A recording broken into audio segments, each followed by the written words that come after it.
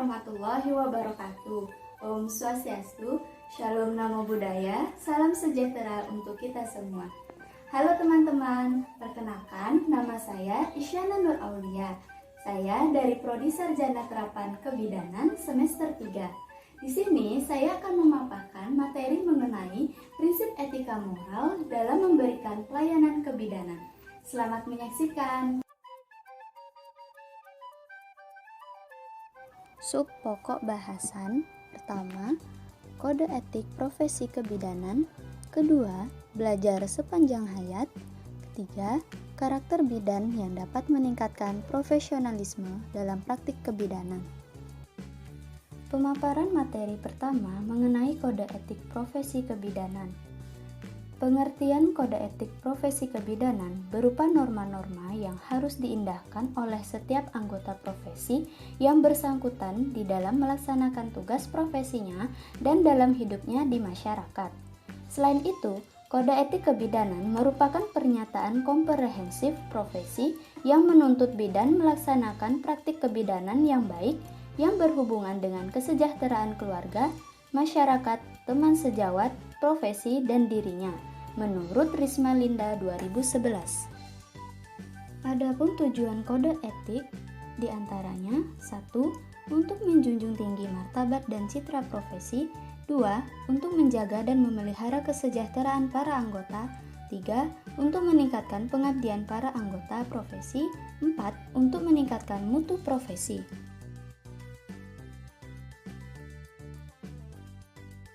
Secara umum, kode etik tersebut berisi 7 bab.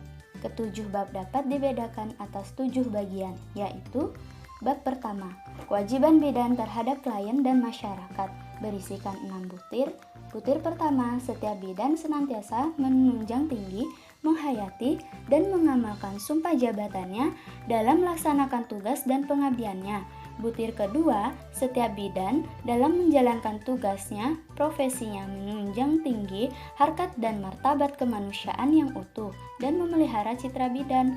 Butir ketiga, setiap bidan dalam menjalankan tugasnya senantiasa berpedoman pada peran tugas dan tanggung jawab sesuai dengan kebutuhan klien, keluarga, dan masyarakat.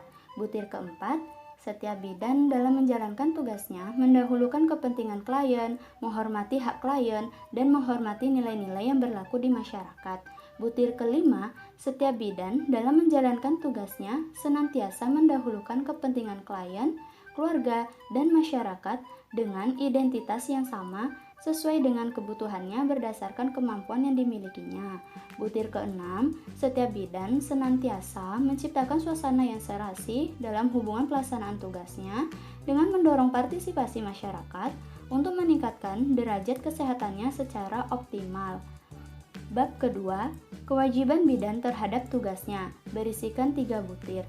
Butir pertama, setiap bidan senantiasa memberikan pelayanan paripurna kepada klien, keluarga, dan masyarakat sesuai dengan kemampuan profesi yang dimilikinya berdasarkan kebutuhan klien, keluarga, dan masyarakat. Butir kedua, setiap bidan berhak memberikan pertolongan dan mempunyai kewenangan dalam mengambil keputusan dalam tugasnya termasuk keputusan mengadakan konsultasi atau rujukan. Butir ketiga, setiap bidan harus menjamin kerahasiaan keterangan yang dapat dan atau dipercayakan kepadanya kecuali bila diminta oleh pengadilan atau diperlukan sehubungan dengan kepentingan bidan. Bab ketiga, kewajiban bidan terhadap teman sejawat dan tenaga kesehatan lainnya, berisikan 2 butir. Butir pertama, setiap bidan harus menjalin hubungan yang baik dengan sejawatnya untuk menciptakan suasana kerja yang serasi. Butir kedua, setiap bidan dalam melaksanakan tugasnya harus saling menghormati, baik terhadap sejawatnya maupun tenaga kesehatan lainnya. Bab 4, kewajiban bidan terhadap profesinya, berisikan 3 butir. Setiap bidan menjaga nama baik dan menunjung tinggi citra profesinya dengan menampilkan kepribadian yang tinggi dan memberikan pelayanan yang bermutu kepada masyarakat. Butir kedua, setiap bidan harus senantiasa mengembangkan diri dan meningkatkan kemampuan profesinya sesuai dengan perkembangan ilmu pengetahuan dan teknologi. Butir ketiga, setiap bidan senantiasa berperan serta dalam kegiatan penelitian dan kegiatan sejenisnya yang dapat meningkatkan mutu dan citra profesinya. Bab kelima, kewajiban bidan terhadap diri sendiri, berisikan 2 butir. Butir pertama, setiap bidan harus memelihara kesehatannya agar dapat melaksanakan tugas profesinya dengan baik. Butir kedua, setiap bidan seharusnya berusaha terus-menerus untuk meningkatkan pengetahuan dan keterampilan sesuai dengan perkembangan ilmu pengetahuan dan teknologi. Bab ke-6 berisikan 2 butir mengenai kewajiban bidan terhadap pemerintah, bangsa, dan tanah air. Isi butir-butir tersebut diantaranya, butir pertama, setiap bidan dalam menjalankan tugasnya senantiasa melaksanakan ketentuan-ketentuan pemerintah dalam bidang kesehatan, khususnya dalam pelayanan KIA atau KB dan kesehatan keluarga.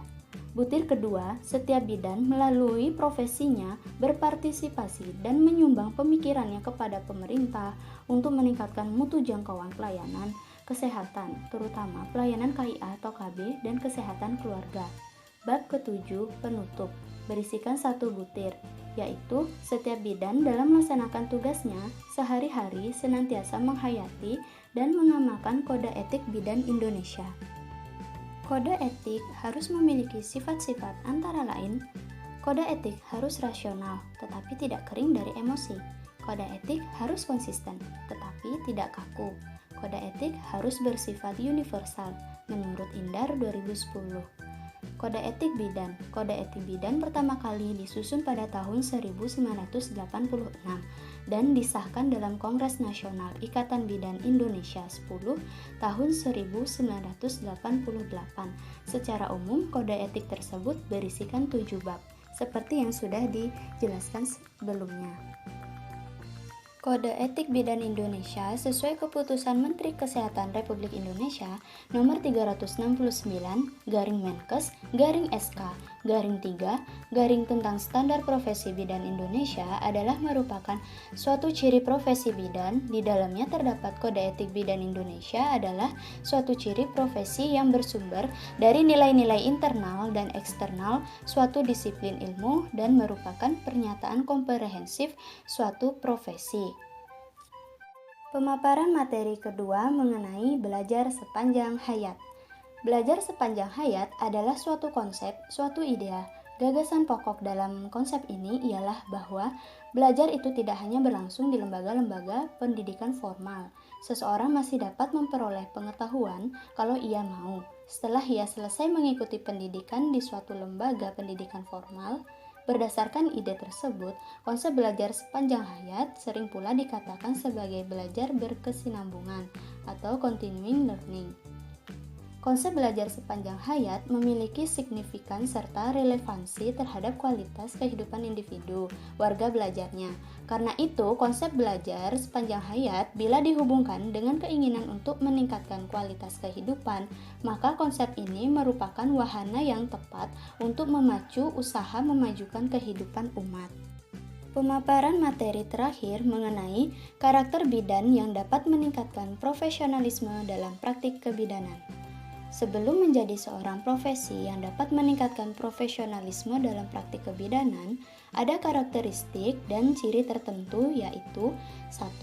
Bidan disiapkan melalui pendidikan formal agar lulusannya dapat melaksanakan pekerjaan yang sesuai dengan tanggung jawabnya secara profesional. 2. Bidan memiliki alat yang dijadikan panduan dalam menjalankan profesinya, yaitu kode etik, standar pelayanan kebidanan, dan etika kebidanan. 3. Bidan memiliki kelompok pengetahuan yang jelas dalam menjalankan profesinya. 4. Bidan memiliki kewenangan dalam menjalankan tugasnya. 5. Bidan memiliki pelayanan yang aman dan memuaskan sesuai dengan kebutuhan masyarakat. 6. Bidan memiliki organisasi profesi. 7. Bidan memiliki karakteristik yang khusus dan dikenal serta dibutuhkan masyarakat. 8. Profesi bidan dijadikan sebagai suatu pekerjaan dan sumber utama penghidupan. Loyalitas staf atau kolega adalah memegang teguh komitmen terutama pada pasien. Ada beberapa unsur pelayanan kesehatan, diantaranya pelayanan berlandaskan sikap kemampuan profesional, ditunjukkan untuk kepentingan yang menerima, pelayanan yang diberikan serasi dengan pandangan dan keyakinan profesi, memberikan perlindungan bagi anggota profesi. Kriteria perilaku profesional, karakter yang harus dimiliki oleh seorang bidan diantaranya sehat jasmani rohani, karena bidan memiliki pekerjaan yang sangat dinamis, maka bidan harus sehat fisik dan mental. Karena dalam kondisi apapun, bidan dituntut untuk tetap menstabilkan emosi. Bidan juga harus cekatan dan energik dalam melakukan tugasnya. Berpenampilan menarik, berpakaian bersih, rapi, sopan, sederhana, dan menunjukkan sikap dan tutur kata yang lembut. Ketiga, kejujuran. Bidan tidak boleh menakut-nakuti atau mengatakan bohong terhadap diagnosa pasien, atau mengatakan tidak apa-apa dengan kondisi pasien hanya untuk menyenangkan hati pasien.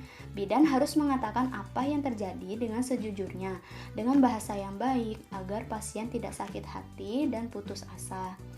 Cerdas. Seorang bidan harus pandai menyikapi terhadap suatu masalah yang berkembang di masyarakat. Bidan juga harus pandai bersosialisasi dengan pasien agar bisa mengambil hati pasien. Bidan juga harus inovatif terhadap kondisi yang mendesak. Peduli.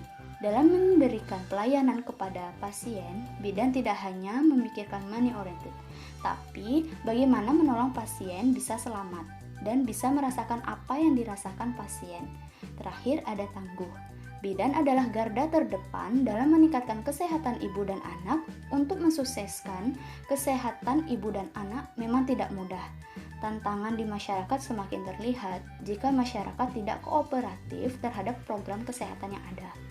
Tapi di sini, bagaimana seorang bidan bisa memberikan pengertian dan mengubah kebiasaan buruk masyarakat, sehingga wilayah binaan bisa tercipta kesejahteraan ibu dan bayi. Sekian pemaparan materi yang bisa saya sampaikan. Apabila ada kata-kata yang kurang berkenan dan kesalahan yang tidak saya sengaja, saya mohon maaf. Saya tutup dengan wassalamualaikum warahmatullahi wabarakatuh. Om Santi Santi Om.